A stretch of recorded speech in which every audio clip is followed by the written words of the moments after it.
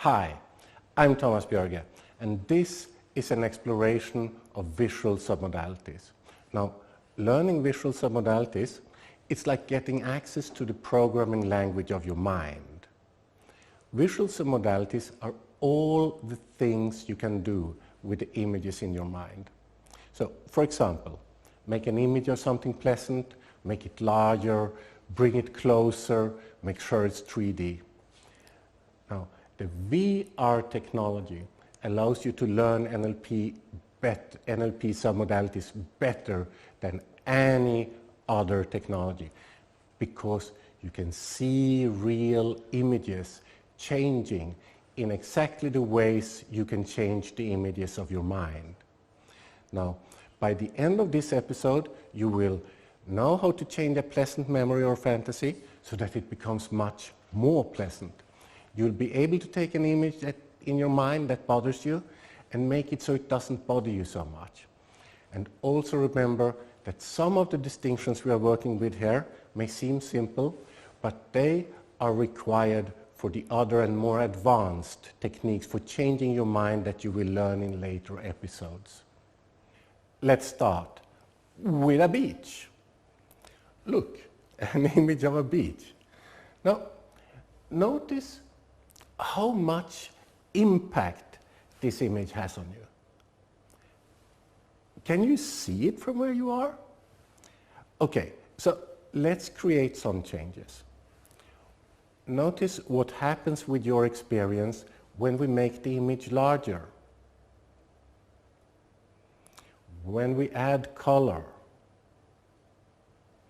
and when we add movement. It adds up, doesn't it? It's a different experience.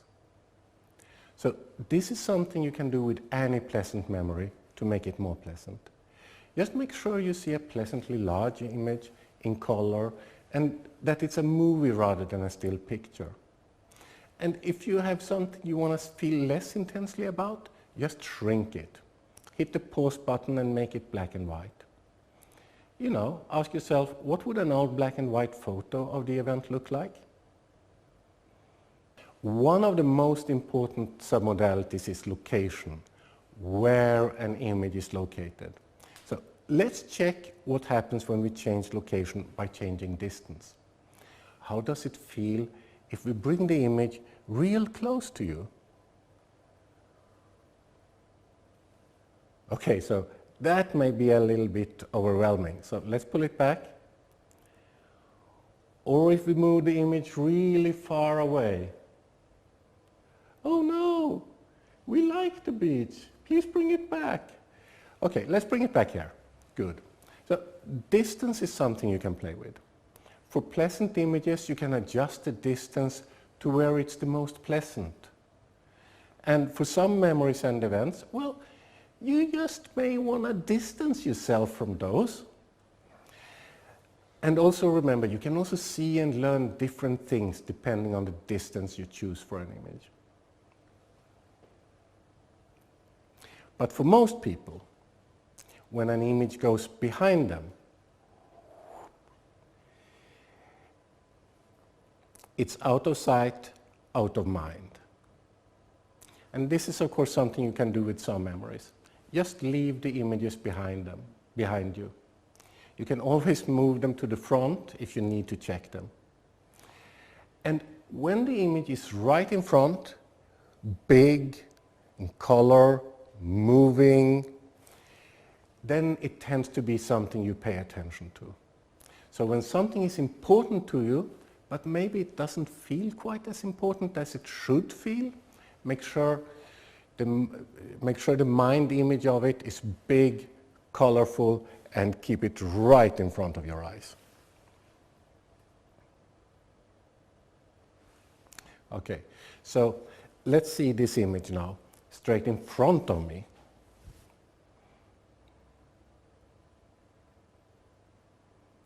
Hey, I can't see you. Well, that's all right. So let's make the image transparent. Now, that kind of reduces its impact, doesn't it? It's no longer an experience to lose oneself in. So, frames. So, some people have frames around the images in their mind. Black frames, white frames, green frames, red frames. And sometimes there isn't even a frame, the edges are just sort of fading out into the surrounding area. Now, your brain can learn in many ways. You can use different frames to color code different kinds of images.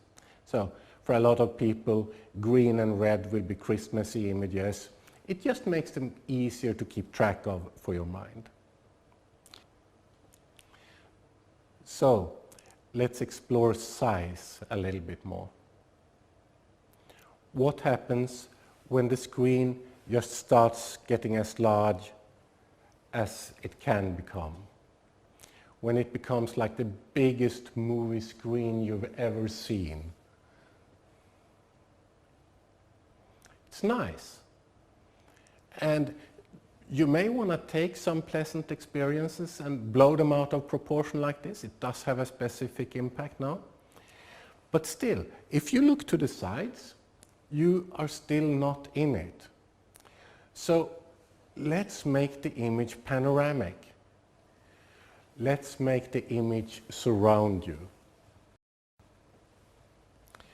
Nice. You're totally in the experience. I'm not quite dressed for this occasion, but we'll just continue.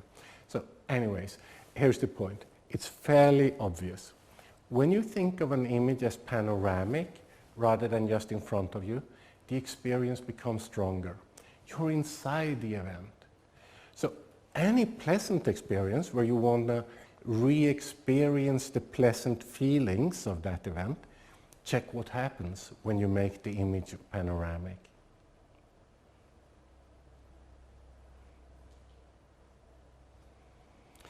Let's explore a couple of other submodalities. Let's start with brightness. Just notice what happens when the brightness increases slightly. Nice. And oh my, now it's like more like a total whiteout. Where did all the content in the image go? So let's bring it back. When we turn the brightness down, and hey, what happened with the day? It's like night, but the sun is still up. So let's bring the brightness back to normal. So you can adjust brightness. If you want to feel something more intense, you simply find the optimal level of brightness for that intensity. If you want to diminish the impact of an image, and you don't need to see the content, well, then you can turn it all the way down to darkness or all the way up to whiteout. Color saturation. Okay, so let's check the color saturation. Just notice, how does it feel when the colors slowly drain from the scene? Black and white. Well, okay, so this is not a 50s television show. So turn the colors back on and start to increase the saturation. Wow, look at the blue of that sky. Okay, that's a little bit overwhelming, so let's bring it back to normal. So color saturation is one of those really interesting submodalities. If you want to decrease the impact of an image, all you need to do is to let the colors drain from the image. But if you want to increase the impact, turn the saturation up to the level you really like. This is where some people go, it's even better than the real thing.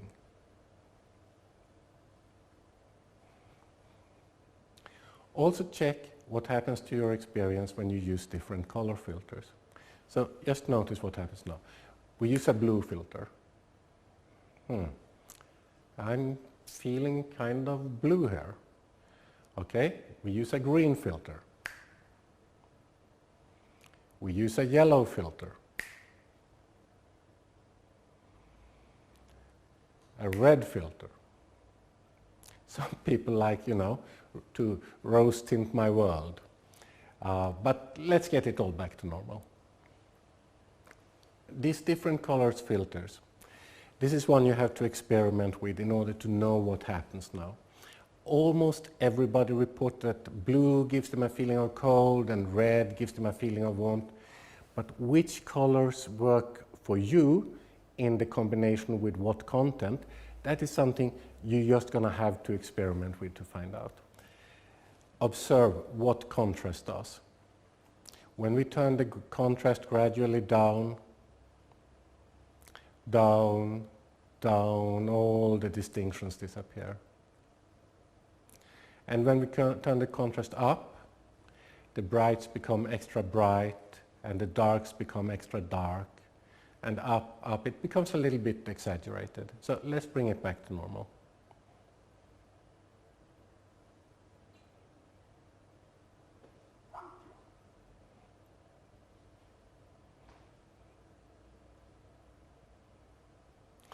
So you have now seen images move around and change in different ways, in exactly the ways in which you can change the images in your mind.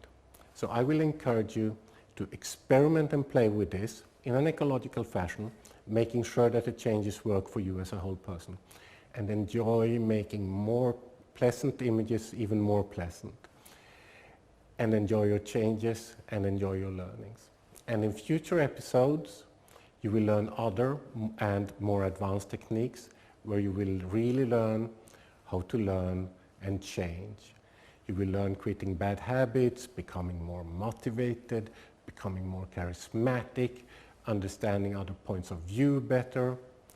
You see, changing your mind becomes very easy once you know NLP and submodalities. So until next time, enjoy and thrive.